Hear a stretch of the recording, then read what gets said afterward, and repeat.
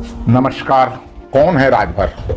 इनके इतिहास से बहुत छेड़छाड़ की गई। जिन वीरों ने इस देश के सम्मान की रक्षा किया, जो लड़े मरे, जिनकी वजह से आज भी यह भारत है कि राजभरों की उत्पत्ति का मर्यादा पुरुषोत्तम के परिवार से हुआ। प्रभु श्री राम के छोटे भाई लक्ष्मण जी के पुत्र का नाम चंद्रकेतु था। भर और राजभर जातियां हैं। इन लोगों ने बहुत लंबे समय तक भारत के बड़े भूभाग पर शासन किया। ये राजा रहे।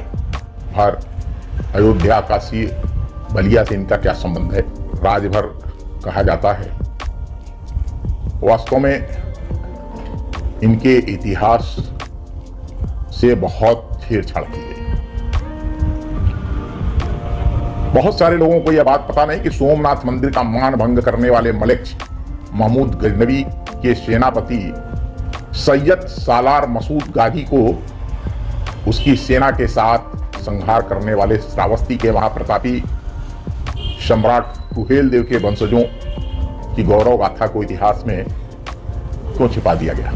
यह इतिहास इसलिए भी जानना जरूरी है कि जिन वीरों ने इस देश के सम्मान की रक्षा किया, जो लड़े मरे, जिनकी वजह से आज भी यह भारत है, इनके इतिहास पर लीपापोती कैसे की गई? आइए आज इनके संपूर्ण इतिहास को साक्ष्यों के आधार पर समझते हैं।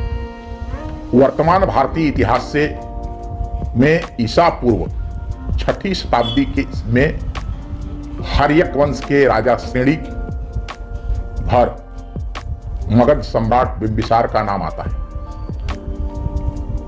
जिनके साथ कोसल नरेश प्रसेनजीत ने अपनी बहन महाकोसला का विवाह कर अपने कोसल राज्य के अधीन काशी राज्य के भूभाग को दहेज में देकर के मगध के साथ संधि कर लिया। कालांतर में जब मगध साम्राज्य की गद्दी पर सम्राट बिंबिसार को बंदी बना करके उनका पुत्र अजातशत्रु बैठ जाता है, कोसल नरेश इस काशी राज्य के भूभाग को वापस ले लेते हैं। लेकिन जब अजातशत्रु कोसल पर आक्रमण करता है, तब विवश होकर के कोसल नरेश प्रसेनजीत अपनी पुत्री वाजिरा का विवाह मगध सम्राट अजातशत्रु से करके अपनी राज्य के उस भूभाग को, काशी राज्य के उस भूभाग को, जिसे में बलिया भी शामिल था, दहेज में दे देते हैं। लगभग 2500 साल पुराने इतिहास से और आगे चलकर यह जानते हैं कि राजभरों की उत्पत्ति कहां से हुई। आज इन्हें भर, राजभर जात कहा जाता है। यह इनका मूल उद्भव मर्यादा पुरुषोत्तम के परिवार से हुआ। प्रभु श्री राम के छोटे भाई लक्ष्मण जी के पुत्र, जिनका नाम चंद्रकेतु था, अयोध्या के राजा राम ने अपने जीवन काल में अपने चारों भाइयों के पुत्रों में अपने राज्य का बंटवारा कर दिया था। बलिया गजेटियर के अनुसार लक्ष्मण जी के पुत्र चंद्रकेतु को अयोध्या के दक्षिण पूर्व सीमांत क्षेत्र का यह राज्य दिया गया। वर्तमान बलिया गाजीपुर जिले की सीमा पर स्थित रसड़ा तहसील के मुड़ेरा गांव में बूढ़ी सरयू नदी, जिसे वर्तमान में तमसा, बूढ़ी, लकड़ा नाले के नाम से जाना जाता है, के उत्तर के तट पर स्थित पुरातात्विक स्थल नखनेश्वर को राजधानी बना करके राजा चंद्रकेतु ने मल्ल राज्य की स्थापना किया था। मल्ल का शाब्दिक अर्थ होता है बहादुर। यहाँ पर यह भी जानना आवश्यक है कि मर्यादा पुरुषोत्तम श्री राम ने वनवास काल में जितने मानव वंशियों को जोड़ा था, उन सभी समुदायों के साथ पारिवारिक संबंध स्थापित किए थे। स्वयं अपने पुत्र कुश का विवाह उन्होंने सिंघल द्वीप के नागवंश में किए थे। मल्लराज चंद्रकेतु का विवाह भी नागवंश में हुआ था। इन्हें ही आज भर राजभर समुदाय के रूप में जाना जाता है और चंद्रकेतु इनके मूल पुरुष हैं। जैसा कि आरंभ में मैंने बताया कि हाँ, जो हर्यक वंश श्रेणी भर, जिनको कहा गया राज सम्राट बिंबिसार, जो मगध के सम्राट थे, वो इसी वंशावली से निकले थे। मल्लराज चंद्रकेतु का विवाह नागवंशियों के साथ, तो ये दो समुदाय जुड़े और यह जो भर राजभर समाज है वह शिव पूजक समुदाय है। इन्हें भार शिव के रूप में भी जाना जाता है।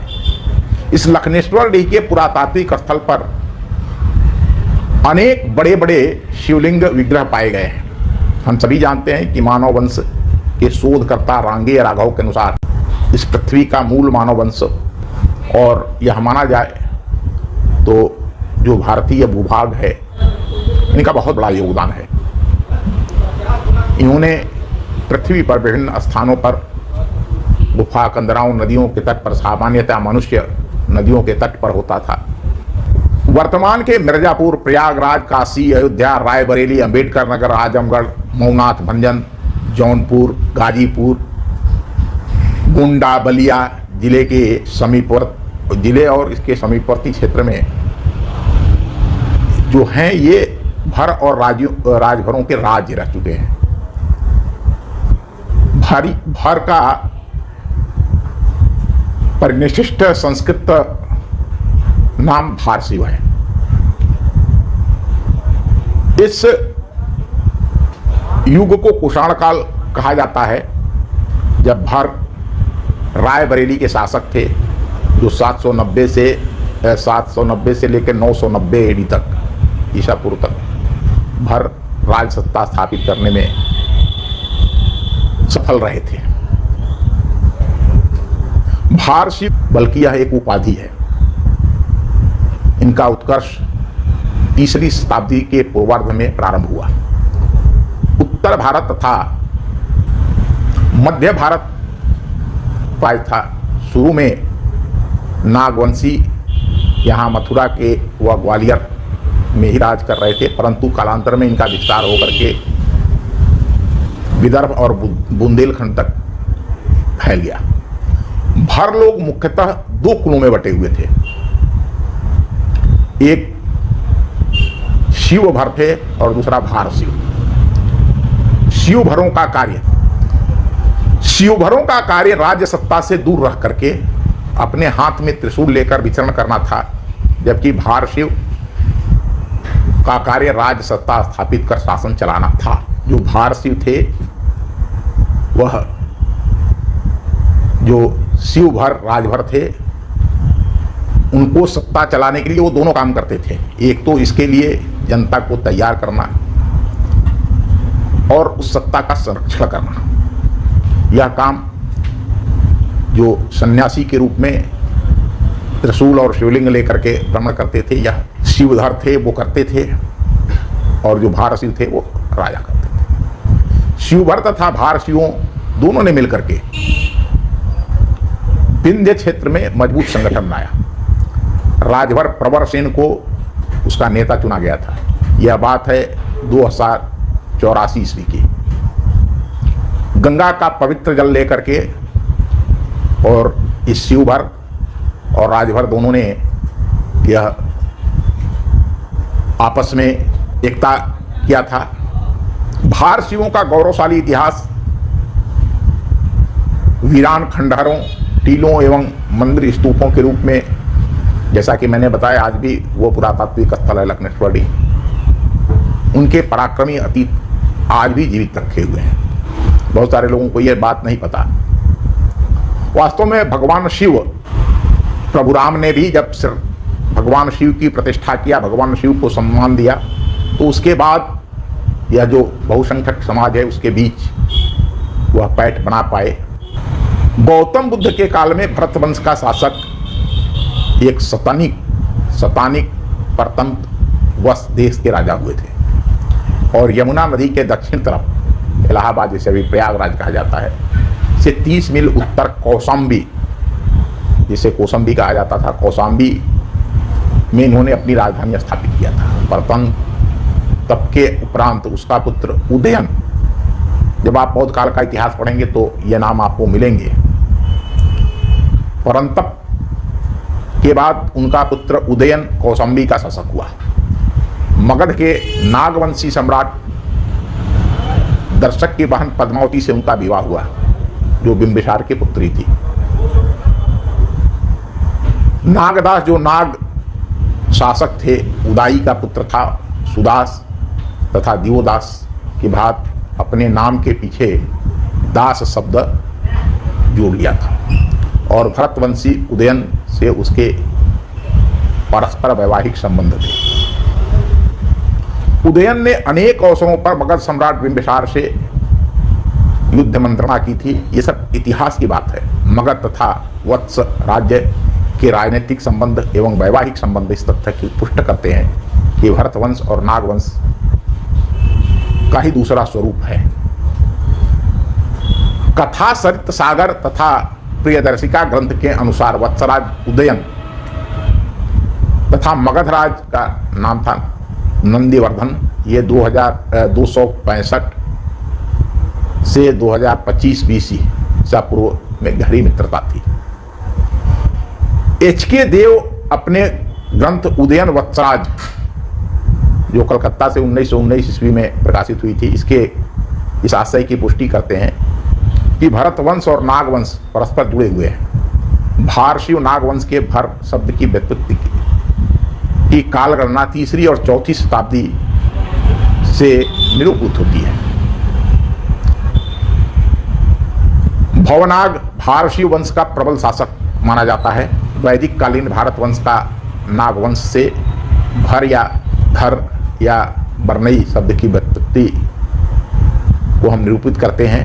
टालमी, जिसने सर्वप्रथम 150 ईस्वी में विश्व का जो मानचित्र प्रस्तुत किया था, अपने भारत भ्रमण के समय उसने भारत का जो मानचित्र बनाया था, जिसे इंडियन इंक्वायरी वॉल्यूम 8 1884 में टालमी मैप ऑफ इंडिया शीर्षक से प्रकाशित किया गया था।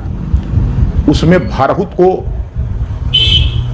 भारदावली से जोड़ा गया है और जनरल कर्निंघम ने अपने आर्कोलॉजिकल सर्वे ऑफ इंडिया के वॉल्यूम 2 से 4 तक इसे पुष्ट करते हुए कहा है कि भारहुत मगध के नागवंशी शासकों का बनाया हुआ है। ये बिहार का भारहुत है और इसे भर जय के लोगों की धरोहर कहा जा सकता है।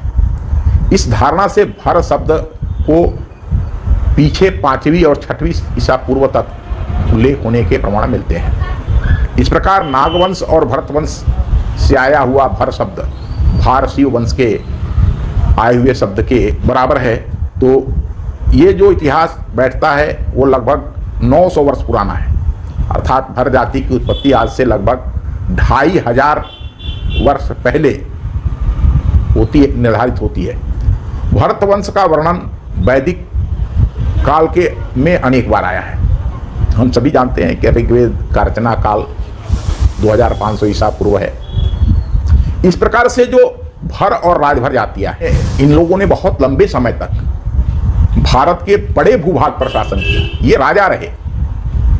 और आप अगर रायबरेली की बात करें, अयोध्या की बात करें, गोंडा की बात करें, बहराइच का हमने आपको आरंभ में बताया था कि किस प्रकार से यहाँ के राजा सुहेल देव ने अपने शिव के मान को भंग करने वाले, सोमनाथ शिव के मान को भंग करने वाले महमूद गजनवी के सेनापति सैयद सालार मसूद गाजी, उसकी सेना के साथ समाप्त किया था। ये सभी शिव के पूजक थे। इस देश के अंदर जो भी मौलिकता बची है, बिल्कुल निश्चित रूप से यह बात सही है कि इस देश के ऊपर बार बार